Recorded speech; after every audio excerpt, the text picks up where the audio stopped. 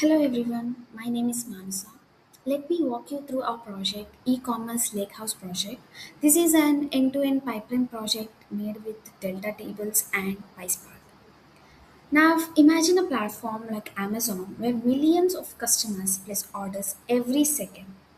Every click, every purchase, and every payment generates massive amount of data. This data comes from multiple sources like orders, customers, products, and payments. This is very difficult to generate insights. Now, data is often messy, unstructured, and inconsistent.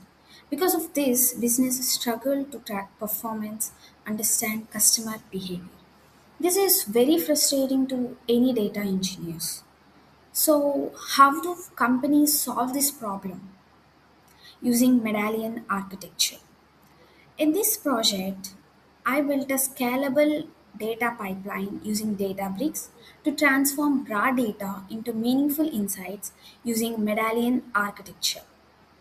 So, in this project, the dataset I used is Brazilian E-Commerce dataset from Kaggle, also known as Olist dataset.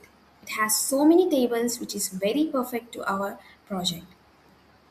So coming to our home page, we have this is a free edition of Databricks, and now we can go to catalog where we can just put our CSV files.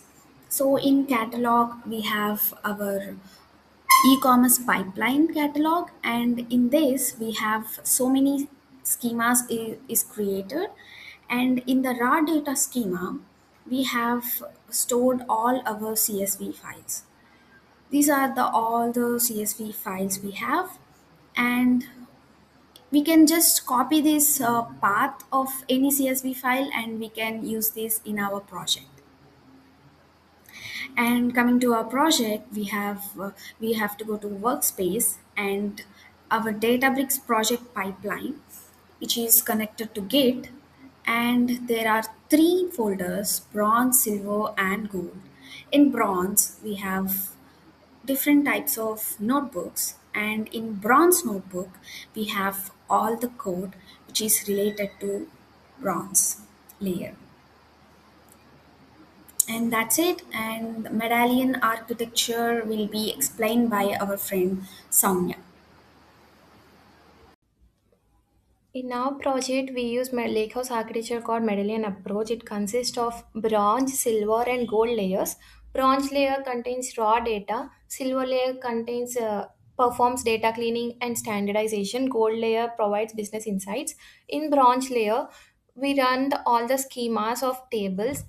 Contains a customers table, order schema, order item schema, product schema, and payments. Then we read all the CSV files in our dataset. After reading all the CSV files, we provide ingestion metadata to our tables. We add ingestion metadata here to all the tables. After that, we convert all our bronze tables into delta table for because delta table provides a security. After completion of bronze data in silver layer, we wrote all the bronze data and we perform data cleaning like trimming the values and perform removing duplicates and replacing the null values with default values. Here, after the standardization process, we trim values and convert into upper cases. Here, duplicates were removed and handling null values. Null values can be handled by replacing it with defaults like unknown or zero values. Then we check for validation checks like checking duplicates and nulls if exist in the table. Then we convert into the delta table. After in golden layer, the silver tables are loaded into the golden layer, and then it we create dimension tables for customer and products. Here we can see that customer dimension table and product dimension tables. Then we prepare fact table. Before creating fact table, we do aggregation for accurate joins. Then we select only the primary columns, and we ensure there exist no duplicates, and we merge the tables in gold layer. And after gold layer we get an business insights like top customers, best selling products, sales trends, and payment analysis, and customer insights from our data set. And next will be continued by my friend. In my project, I am working with core layer of the data pipeline. This layer contains clean, aggregated, and business-ready data, which is mainly used for reporting and dashboard creation. I focus on analyzing key business insights such as revenue, top customers, best products, sales trends, payment behavior. I started building my dashboard. Step 1, loading old tables. First, I upload pre-processed tables using Delta format. The main tables I use are fact orders, contains complete order level transactional data. Next, top customer shows customer buys total spending. Later, sales trends provides time-based sales data. Later, I use it best products contains product performance metrics. Later, I use a payment analysis.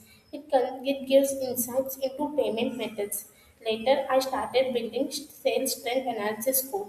Next, I perform sales trend analysis by grouping the data based on year and calculating total yearly sales.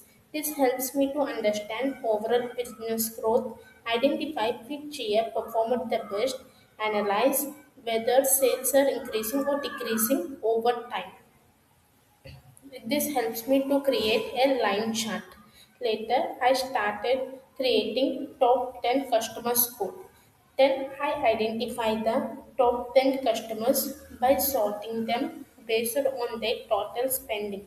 This helps me to recognize high value customers, support loyalty programs, and enable target values. Later, I started to calculate total revenue generated from all products. This is the total value that has been generated. Later, I started to calculate top 10 best products. I find top 10 best performing products based on total sales. This helps in identifying popular products, understanding revenue driven items. Later, I focused on payment analysis. Finally, I analyzed the payment data. This allows me to understand which payments customers use prefer, like credit card, Boleto, voucher, debit card, etc. How payment behavior impacts the business can be known by this. Later, I started to create a e-commerce dashboard. Initially, I collected data using ad data sets.